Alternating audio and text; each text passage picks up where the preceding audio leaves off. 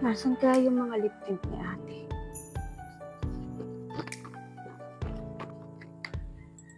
Gotcha! Tirador ka ng damit ko ha. Akin na tong mga lip tints mo. Shala, ang ganda nito ha. Teka lang, nasaan yung mga bago kong lip tint? Kabibili ko lang nun ah.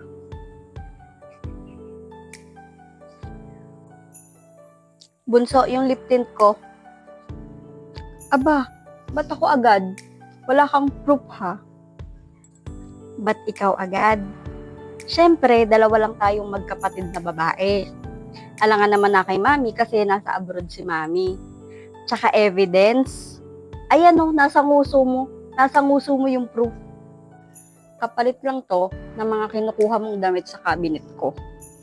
Hoy, sinasauli ko naman yung mga damit mo, no? Ganito na lang. Bibigyan na lang kita. Wait lang, pipilian kita ng magandang shade. O eto, maganda shade yan ha. Ako pumili niyan. Try mo nga. Wow, ang ending ako pa'y binigyan. Alam mo ba, sobrang smooth sa lips niyan.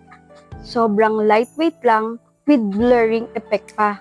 And hindi siya nagda-dry, ante. Sa'yo na yan. Bigay ko na yan sa'yo ha. Oo nga, ang ganda nga. Kaso ang ending, ako yung namili, ako yung binigyan. Ang galing. Okay lang yan. Pag naubusan ka, lapit ka lang sa akin. Madami pa ako dito. Talaga lang ah.